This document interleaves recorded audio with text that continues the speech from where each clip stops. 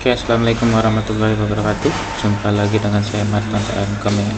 Video kali ini adalah video pembelajaran untuk pertemuan ketiga di pembahasan pertama Current State of Cyber Security, mata kuliah jaringan komputer expert ya. Oke, jadi pada topik ini kita akan membahas tentang keamanan ya. Jadi keamanan di sini kondisi saat ini cyber security ya. Jadi kan sudah banyak kriminal ya yang sekarang yang memanfaatkan cyber ini. Terus kemudian juga tool-tool yang digunakan itu sangat gampang ya. Nah, agar kita memahami tentang keamanan cyber ini, kita perlu memahami beberapa istilah ya di dalam keamanan ya. Oke, istilah pertama itu adalah aset ya. Aset itu sesuatu yang berharga, itu bisa berupa orang, kemudian sumber daya ataupun data ya. Nah, aset inilah yang harus diamankan ya, yang paling utama ya di dalam sebuah keamanan cyber ya. Terus kemudian istilah yang kedua yaitu vulnerability ya, kerentanan. Jadi di dalam sebuah sistem itu si penyerang pasti mencari kerentanan ya, celah-celah yang ada, yang rentan yang bagian mana ya. Kemudian istilah yang ketiga yaitu ancaman. Nah, ancaman ini yang berbahaya ya, sangat berpotensi berbahaya, terutama terhadap aset yang ada atau fungsi dari jaringan juga. Jadi aset kan tadi kan kayak infrastruktur jaringan, ke data, manusianya, perangkatnya itu termasuk aset kan ya. Nah, ancaman ini bisa menyerang itu semua ya. Kemudian yang istilah yang keempat adalah exploit ya. Jadi exploit itu ya adalah mekanisme untuk mengeksploitasi ya. Jadi menyerang dari vulnerability atau menyerang kerentanan yang sudah ditemukan ya. Jadi mereka pasti akan menyerang melalui kerentanan yang sudah ditemukan. Istilah yang kelima yaitu pencegahan ya, mitigation ya. Biasanya di sini untuk menanggulangi atau mencegah jika kemungkinan terjadinya sebuah ancaman atau resiko. Jadi biasanya untuk keamanan jaringan itu dapat dicegah ya dengan beberapa teknik ya. Jadi ada banyak teknik yang bisa digunakan untuk melakukan pencegahan. Kemudian istilah yang keenam ada resiko ya. Jadi resiko ini kemungkinan menyerang dan mengeksploitasi ya kerentanan untuk mendapatkan aset ya. Nah, biasanya ini mengakibatkan dampak negatif bagi sebuah perusahaan ya.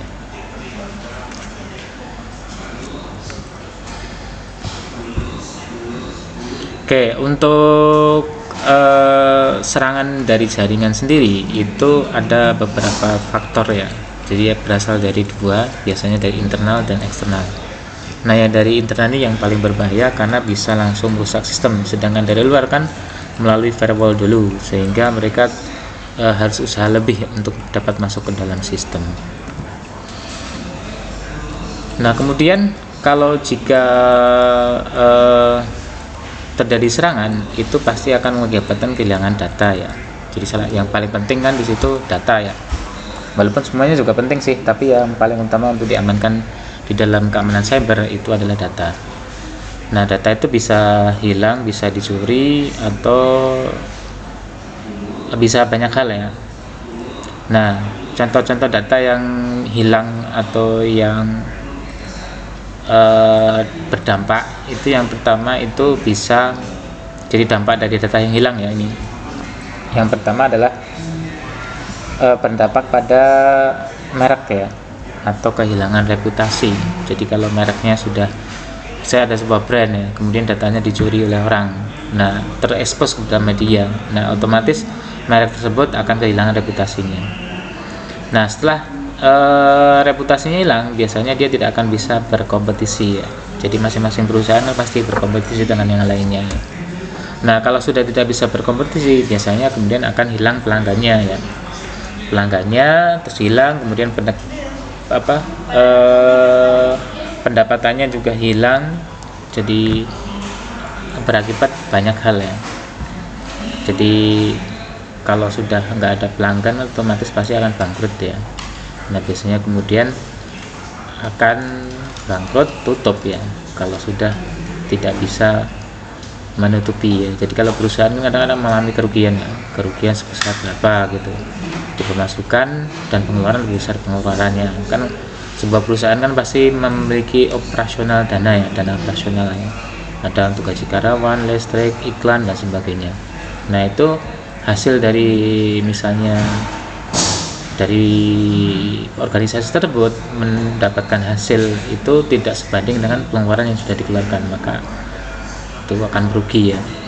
Nah bangkrut akhirnya. Nah kemudian untuk data yang hilang itu bisa dari mana saja ya, dari banyak hal ya. Sebab yang pertama mungkin dari email ya, email atau social networking, jadi private message tuh. Ada yang mengcapture ya atau menangkap atau screenshot lah istilahnya gitu. Terus kemudian padahal data yang kita sampaikan di situ melalui email atau melalui private message itu bersifat penting nih. Kemudian yang selanjutnya ada encrypted device ya.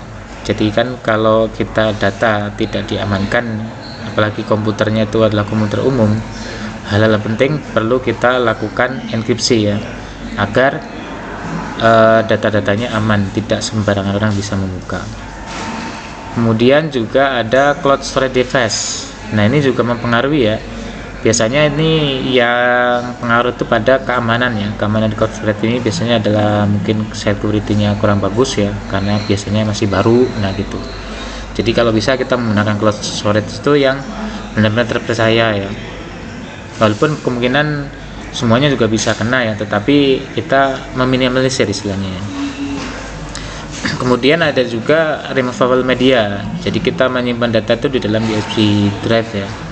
Nah USB drive ini biasanya kadang juga beresiko ya, sangat beresiko, bisa flash disknya hilang atau flash disknya itu terkena virus atau banyak hal ya. Kadang juga kita kalau misalnya sekarang kan banyak flash disk yang palsu masuk di sini adalah aslinya itu 250 mega, tapi di situ tulisannya 2 giga gitu. Biasanya diinjek dengan aplikasi tertentu bisa membuat seolah-olah flash disk tersebut kapasitasnya 2 giga padahal cuma 250 MB. Nah kalau diisi lebih dari 250 MB maka otomatis kan datanya akan hilang kemana gitu. Nah, contoh kayak gitu, maka hati-hati ya dengan removable media ya. Kemudian hard copy ya, hard copy kan biasanya juga kadang kan kalau kita sudah lama nggak kita gunakan, kita lupa naruhnya di mana. Kadang juga kalau bagi kita nggak ada komunikasi dengan orang lain atau dengan tim bersih-bersih, kadang dianggap sampah, buang gitu, jadi ya berbahaya ya. Kemudian tidak terlalu peduli dengan akses kontrol ya, kontrol akses. Jadi kan masing-masing kan harus ada hak aksesnya ya. Nah hak akses ini biasanya terkait dengan password ya, password yang lemah. Kadang kan kalau misalnya malas kan cuma password 1 2 3 4 5 6 gitu, biar nggak lupa alasannya ya, padahal itu sangat berbahaya ya. Jadi makanya gunakan password yang benar ya, yaitu dengan huruf besar, huruf kecil, angka, simbol, terus kemudian panjang ya. Kalau panjang itu membutuhkan lebih lama prosesnya dalam membobol password tersebut.